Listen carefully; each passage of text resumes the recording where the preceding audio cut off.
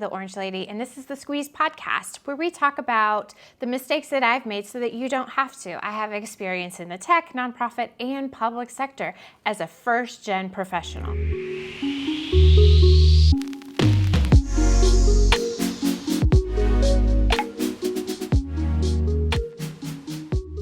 A lot of times I like to talk about the things that I want you, and even me, to start doing, right? Some things that we can do that are maybe little improvements, right? We have a household saying, my husband and I, shout out to Greg, it's called 1% less worse, right? Like, we are not trying to be our best selves all the time. We are just trying to be a little better than we were yesterday, right? That's all. And so it makes it really manageable. So I want to talk about some things instead of what I want you to do, things that I don't want you to do, okay? The first one is, I do not want you to act like HR is your friend. HR is not your friend. Like, I don't know who told you that. I mean, I do, because that's like how we're told, you know, reach out to HR if you need anything or you have a problem. Do not reach out to HR automatically if you have a problem. HR is what I call the company. And by the company, I mean their job is to protect the company. Now, if the company is acting egregious and there are things that, you know, are an issue, great. You should probably just go to a lawyer. Skip HR. Because they are going to do an investigation and make sure they can't put it back on you. I know some of you are in HR, love you, but talking about in general, how HR is. A lot of us will say like, oh, I want to talk about maternity leave, or I need to go and ask about short-term disability leave, or I want to ask about my PTO vacation or getting promo or an issue I have with my boss. The reason why I'm saying HR is not your friend is because their role is to protect the company. And if that means that you share something, it doesn't mean they are going to, even if they should, keep it to themselves. And they may share it with your boss, your team. They may share it with another colleague. It is not necessarily protected. We think of conversations with HR as if it was a lawyer, like it's privileged information. They cannot share it. That is not the case. That is absolutely not accurate. Your best thing to do is to make a friend in HR somewhere else and run these things by them, by your friend group first. Because recently I have a few JuiceBar members that have thought they had trusted HR, friends in HR, found out they did not have trusted friends in HR. Information got back to their boss. They didn't want shared with their boss. It's not critical, but it's not cool. So just a little reminder that the company, and you may at different points in your career be more a part of the company, right? A lot of like leadership positions feel more a part of the company than employees do sometimes.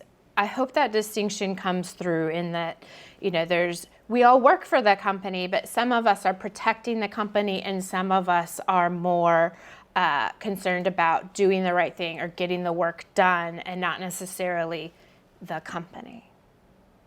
I don't know if that really makes sense, but you can tell me if you did or if you have questions. Main point here, HR is not your friend. Okay, so that's the first thing. Stop acting like HR is your friend. The second thing is, stop telling your boss when you are looking for a new job, oh, Ashley, my boss and I are so cool. We have a great relationship. We are super close. They really care about me as a person and not just as this person, an employee on their team doing a job. They really are invested in me. If I had an orange squeeze every time I heard this, and someone told me they had already told their boss, I would have enough orange juice for mimosas for life, sadly. And it hits close to home. Someone very close to me last year had what they thought was a fantastic relationship with their boss, and let them know that they were interviewing. And partially, this boss said, hey, let me know if you're ever looking or if you're interviewing or if you're getting to be a finalist in a role. First of all, when your boss says that, just put it out of your head. You do not owe them that. That is not an expectation, because if they're going to fire you, they're not going to give you a little warm up, let you know you're maybe a finalist for getting fired or laid off. No. So we're going to keep it to ourselves, because especially right now, so many folks right now are going through the interview process, even being finalists for the role, even like going to be the person getting the role, and the role disappears. It vaporizes. This has happened to both Greg and I in different roles, right? They just disappear. And so if you have already said, oh, I'm the finalist, I'm totally getting this, tell your boss, and then guess what? You didn't get the role, or you tell them that you're just kind of starting to explore. They shift how they look at you as a teammate. Even the best boss, and I truly mean, this is not just like, oh, bad bosses. No, even the best, most supportive boss has to make decisions about, okay, well, this is a really important initiative coming up. I can't put it on Ashlea to do it, because she could be gone in a month and 2 months, and that would be it. So I have to give this thing that I think she would really enjoy to somebody else instead. And say you decide, oh, things have moved around a little bit, there's a reorg, you want to go for a promotion, but you've already told them you were looking last year, so they're kind of like, am I really going to put my time and energy into this if they could possibly leave? Like, there are small decisions that are made based on that, even when you feel safe. So, okay, we know that we're going to stop acting like HR is our friend.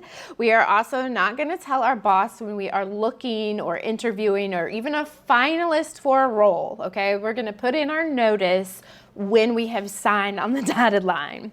Okay, the third thing, really quick, is I want you to stop acting like having incompetent colleagues is something you can get rid of. And by that I mean, we all have incompetent colleagues. And sometimes incompetence is not true incompetence. It is adulting, right? If you have a family member that is going through a medical emergency, if you have a child that is sick, if you are going through a breakup, right? There are things that are happening in your life that are going to take you away from work. You have to figure out how to navigate that. It's not gonna go away. Okay, those are the 3 things I want you to stop doing. I'm Ashlea the Orange Lady. This is a Squeeze podcast, and we'll chat soon.